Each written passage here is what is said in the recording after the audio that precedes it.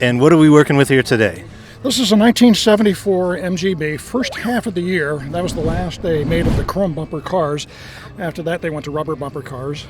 This car has been through a lot of restoration work over the past 20 years. Rebuilt cylinder head, all new hydraulics, brakes, clutch. I've had the engine out 3 times to do various improvements to it.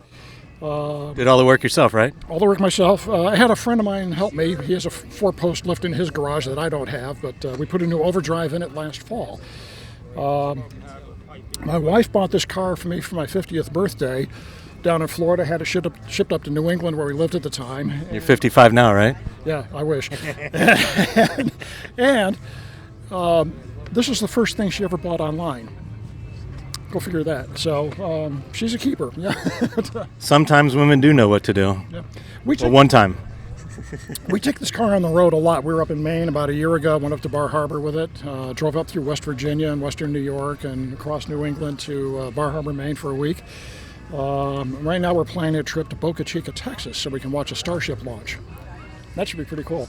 We were down in Florida in June. I won't hold that against you. In April, we were in Florida for a MG car show down there. We're going to go back again this next year in the spring. So we travel in this. This is a road car. It's not just a show car. It's probably, what, 2,000 pounds somewhere, issues? I've never looked it up. I think it's around 2,000, maybe 2,300, somewhere about there, yeah. And do you know what the power output on it? Yeah, it's about 95 horse. I could beat it. Yeah. Oh, yeah, you can definitely do that. I'm just messing. These cars, they're small, they're narrow, they're lightweight. They're made to drive on roads in England. It's made to drive on, like, mountain roads and the curves and stuff. In the rolling hills of England, these little back roads that are like 1.5 lanes wide.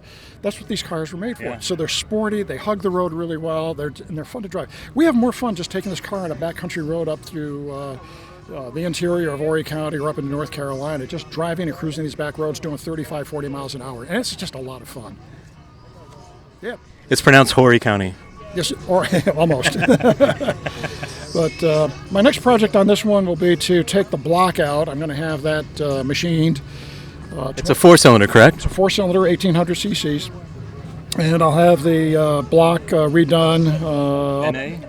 Natural aspirated? No turbo? Oh, yeah. It's got a regular Weber downdraft carburetor on it. And the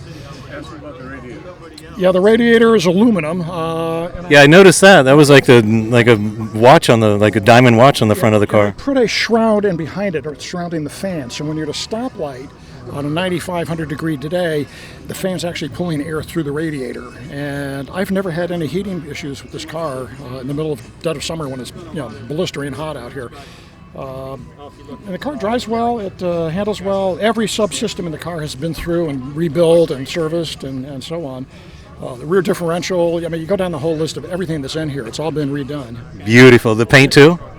The car came with a paint job that was pretty bad. It had a lot of orange peel and fish eyes and whatnot in it. And I wet sanded this car by hand.